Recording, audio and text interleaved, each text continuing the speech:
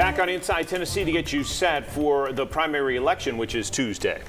So another race we wanted to at least cover briefly is Knox County Trustee. Ed Schaus is done, and we've got two Republican candidates, one Democrat. The two Republicans are Justin Biggs, who is the current county commissioner at large. His seat's being vacated so he can run for trustee.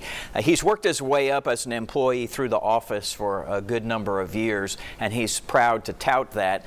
There are still some people in the city-county building and in the city or the county at large who would say, well, it's one thing to be an employee, it's another to run the office, but he is certainly contending. And then we have a guy named Richard Jacobs, who is a Republican, also on the ballot. Mr. Jacobs has been here relatively a short amount of time, so some people look at him and go, well, what do you really know about Knox County? He says he's got business and educational experience that would cover in that regard. In shorthand, this is the banker for the county. Don, it's not exciting for a lot of people, but it remains important. Oh, it's an incredibly important job, and Ed Schaus is. It was nice to have a trustee get through 8 years without a criminal scandal. An indictment. I unfortunately had involvement in both of those as a lawyer in helping those accused. But that said, this is an interesting race. Justin Biggs is a political name. I think I'll leave that to Susan to talk about a little bit. He has worked his way up, and there is value. The individual running against him, and forgive me, John North, as you pointed out, he is a bit of a newcomer to town, but I did a little bit of research on him, and he is a bright, competent, qualified individual. A lot of experience managing and running companies that are, multi-million-dollar companies. So he does know how to invest money, manage money, track money, collect money.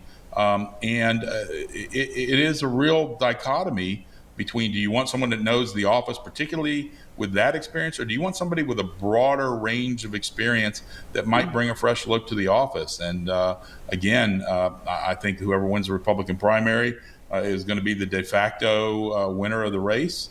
And so it should be interesting. I think Biggs probably has the advantage, though, right now in name. Justin Biggs and Richard Jacobs, your take on the race, Susan? Well, Don's right. Justin has worked there 15 years, and he certainly has a name ID. His family has a lot of name ID in this county among Republicans. He is working very, very hard to win this race. I thought it was interesting that Richard Jacobs, his signs all have a gigantic Jacobs. So you see it, we have another Jacobs running for office as well in the mayor. And so I think he's sort of capitalizing on that a little bit to make people think maybe, is that the mayor running? So hopefully no one will make that mistake. I think it's got the edge has to go to Justin in this case, mainly because he works hard. He's got a really strong Republican base, and he just is better known. Only about a minute and a half left, but we want to get your take on the school board races, because for the first time we are seeing partisan school board races, and we're also seeing a number of them up. This is going to be a new board, really, when they take their seats. Don? This is an incredibly important thing to talk about. One, this is the first time that Knox County has had a partisan school board election. So you're probably going to have a great majority, all but one or two, school board members that are going to identify as conservative and Republican. Two, we're going to have a new school chief. We have a new school chief. That's going to be changing. Three, massive changes at the state level in educational funding, educational rules, the whole book controversy. This is huge to Knox County, and I hope people understand this is the most important reason in my mind they should get out and vote. 5 of the 9 seats are up in this election, Susan.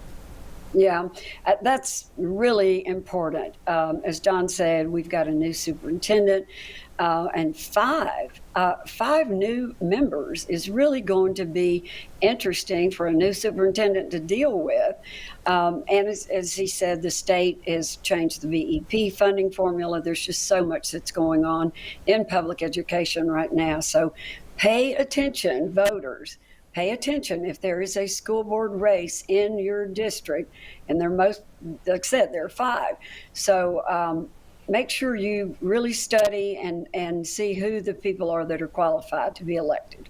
Just a quick note, if Christie wins, she would continue her service on school board. But you're right, for the most part, we're likely going to see some new faces. We're going to be back with more of our talk around, and Knoxville has a new police chief. We're going to get the take of both Don and Susan on that as well, coming back.